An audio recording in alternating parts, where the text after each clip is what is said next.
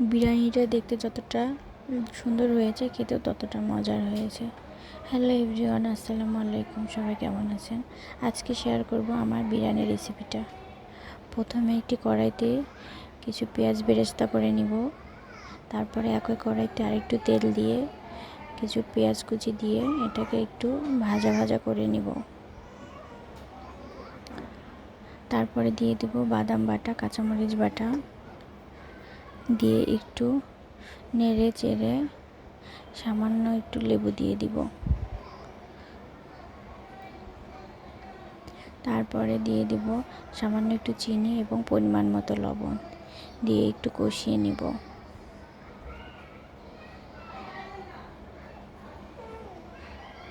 তারপরে দিয়ে দিব একটু দুধ দিয়ে আর একটু সামান্য কষিয়ে নিব। তারপর দিয়ে দিব রাঁধুনি বিরিয়ানি মশলা। আপনারা যে কোনো ব্র্যান্ডেরটা ইউজ করতে পারেন।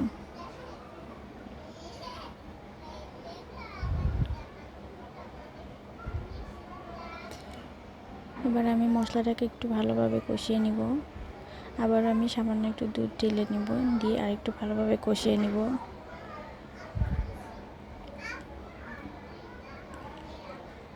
তারপরে মাংসগুলো ঢেলে দিব, দিয়ে আমি ভালোভাবে মাখিয়ে কষিয়ে নিব।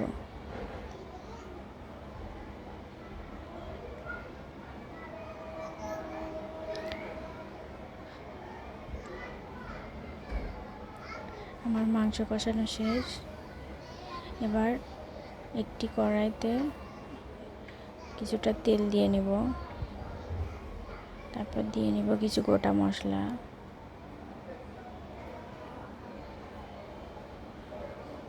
মশলাটাকে একটু ভেজে নিয়ে আমি চাল দিয়ে দিব।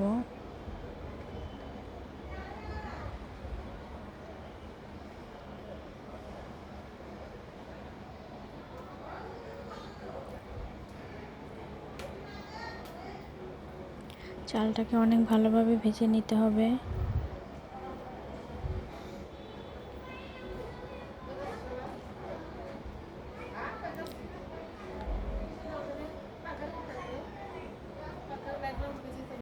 চালটাকে ভালোভাবে ভেজে নিতে হবে। এর মাঝখানে আমি কিছু গোটা মশলা দিয়ে দিলাম, কাবাব চিনি আর জয়ত্রী দিয়ে আমি আবারও ভালোভাবে ভেজে নিব। চালটাকে সুন্দর করে ঝরঝরা করে ভেজে নিতে হবে। তারপর দিয়ে দিব পরিমাণ মতো গরম পানি।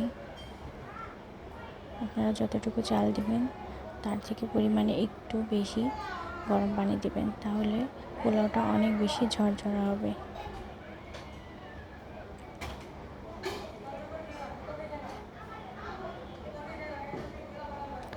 এবার আমি দিয়ে দিলাম কটা কাঁচামরিচ। এবার দিয়ে দিব সেই কষানো মাংসগুলো দিয়ে একটু আমি ভালোভাবে মিক্স করে নিব।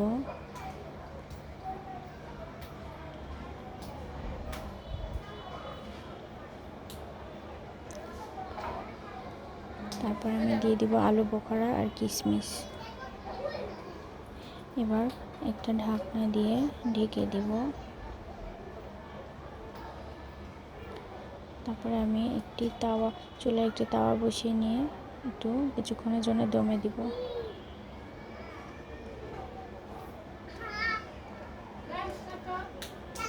এরপরে আমি ঢাকনাটাকে উঠিয়ে নিয়ে আবারও একটু নেড়ে চেড়ে দিয়ে দিব বেরেস্তা।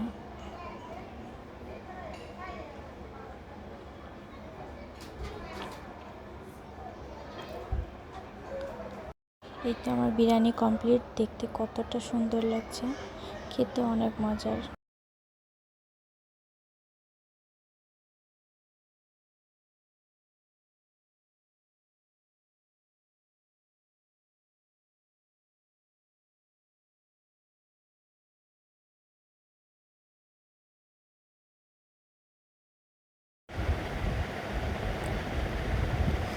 এবার ঢাকনা খুলে আমি কিছু বেরেস্তা দিয়ে দিব। আবার ঢাকনা দিয়ে কিছুক্ষণ দমে রেখে দিব। এই তো আমার ফাইনাল লুক। দেখেন দেখতে কত ইয়াম্মি লাগছে, কত মজার। ভিডিওটি দেখার জন্য সবাইকে ধন্যবাদ।